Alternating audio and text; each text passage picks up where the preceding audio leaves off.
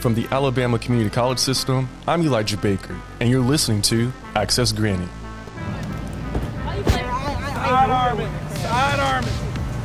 Whoa! Oh! From the field. Way to go. That's what's up. Way to go. You got a mean toss. You're going to be quarterback. To the ice cream truck. I like the blue raspberry. I don't care what y'all think. Countless children, parents, and prospective students flooded Reid State Technical College for its annual back-to-school bash.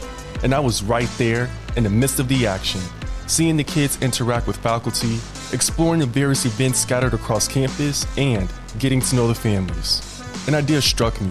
What could be the impact of young students attending a college event? Lucky for us, community colleges across the state welcome visitors throughout the year. So why wait until high school to have this experience?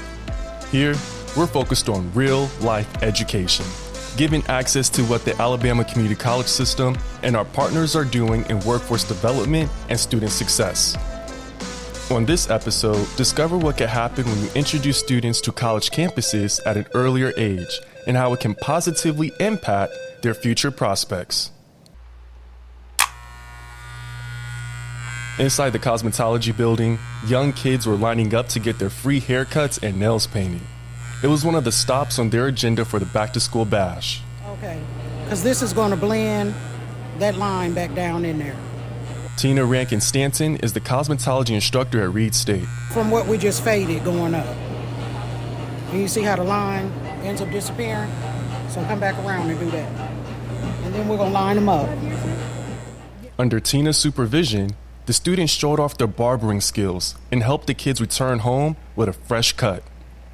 So what we're doing is just exposing them to what we do in this program, because there are a lot of young people that are already doing hair, but they need to find out the importance of coming to school, getting educated, because it's more than just doing hair. There's a theory behind it. You need to learn what works for what texture of hair. I tell my students all the time, TikTok and YouTube videos are only going to take you so far. They're going to show you the beginning. They're going to show you the end. What do you do if there's a mistake in the middle? She said theory teaches you how to fix those mistakes. So education is very important. And getting them L's, that's what I tell them. You got to get them L's. That's your license. That opens up more doors and more opportunities to you. Because if you just stay at home doing hair and you don't get properly certified, it's going to limit you. I think, like I was saying earlier, I think it's just inspirational. Because, like, right now, the kids' minds is a sponge. So anything that they're taking, they're going to kind of grasp to it. Bobby Mims must have read my mind, because I was thinking the same thing. He's a father of 3 little girls. And I'm a firm believer, man, if you put good in front of them, good will come out of it. So if you keep exposing them to the things that you want them to see and what you want them to be, then they're going to gravitate towards that more than if you don't show it to them. So I feel bringing them here is, they may not think about it, they may not even remember it, but somewhere back in their mind, they have seen this, and hopefully in the future, you know, this right here is helping them more to want to come to that next level rather than just trying to make it through high school and stop. It's safe to assume that other parents would also agree. As a matter of fact, a group of researchers looked at whether visiting a college would make kids in 8th grade more interested in college and more ready for it. Dr. Lee Swanson was one of those researchers. Yeah, absolutely. Thank you so much for having me. I really appreciate it and excited to talk about this today. And right now, she's the Senior Research Manager at the Center for Education Policy Research at Harvard University. But one thought that we had is that, just providing information doesn't necessarily mean that it's going to stick. And so really having that experience of here's what a campus actually looks like. Here are actual college students. She went on about the roadblocks that prevent students from pursuing higher education. I don't think that I would fit in. I don't think that I would belong. I don't know that I could adapt. I don't know that I would be interested in anything that's offered there to study. I don't want to do any more school. And so we think that these experiences could help address all of those potential barriers, those tangible and intangible barriers. Researchers like Dr. Swanson found that some programs that help students get into college don't start early enough. By the time students are in their first or second year of high school, Some of them may have already decided that college isn't for them. According to this 2021 report, intervening when a student is in the 8th grade may be more beneficial than waiting later. We want to work with 8th graders because we think that's a time where college maybe is close enough to seem real, but still far enough away that students have a lot of time to take all the steps that they might need to be able to sort of seamlessly enter the college that they want after graduating. So we did this over 2 school years, and we had about 16 schools total across those 2 years. Students at these 16 rural schools received information packets about college readiness tips, career pathways, and job salaries.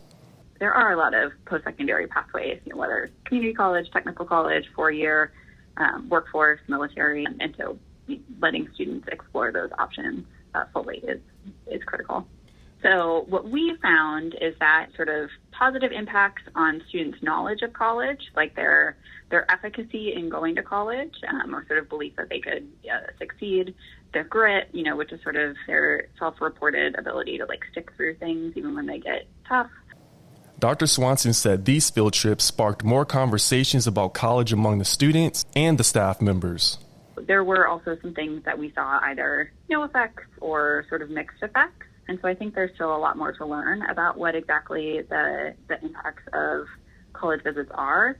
And, as your last question suggested, we, didn't have a strong qualitative component with students. This was one of the first studies to rigorously demonstrate the benefits of college field trips among young students.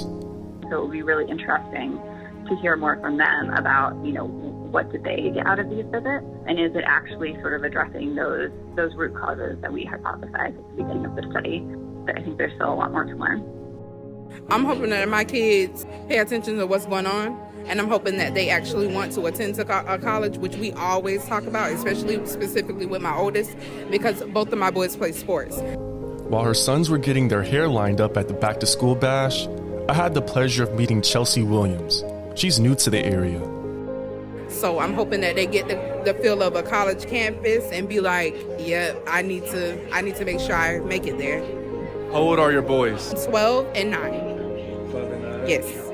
Did you have any perceptions or stereotypes about community colleges?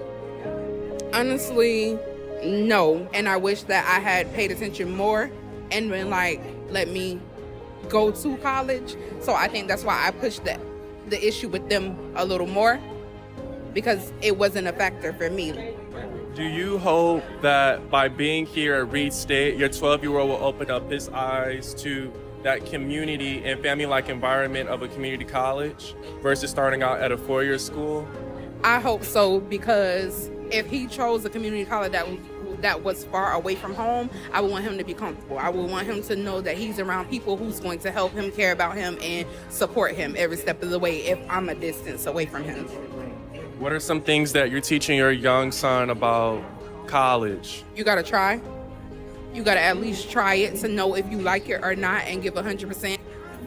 You get to be here on a college campus. So the moment you pulled up in the parking lot and the kids got out of the car, is this their first time stepping on college soil? It is not. I first got here when I tried to enroll them in school, and they were like, "Ma'am, this is college." So that's when. So that's how I found out. You were trying to enroll them into a school. Yes, into a normal the elementary school, and they were like, "Ma'am, this is college. We can't take them." And I was like, "Well, excuse me." So that's how I found out, and I was like, "But everyone was nice. Everyone was open and welcoming, and they were pointing me in the right direction." So I was okay with it. I was like, "Well, let me enroll myself," but I didn't go through with it. Why? We were still just moving to the area, so I was still trying to find a job, trying to get a car, just trying to get myself together. Do you know that we have apprenticeships where you can work and go to school at the same time? Reid State offer apprenticeships. Oh, really? Yes, ma'am. All of our community colleges in the state of Alabama offer apprenticeship opportunities. As a parent, you're here because you thought you were just going to give your young boys exposure to college life. And I literally hear the smile in your voice beaming. Let me be an example. Yes, because I'm always telling them, I want y'all to be better than me. I need y'all to do better than me. I constantly push them, but I'm not even pushing myself. And I always promise my kids, if you go to school and you do good, I'll go back to school.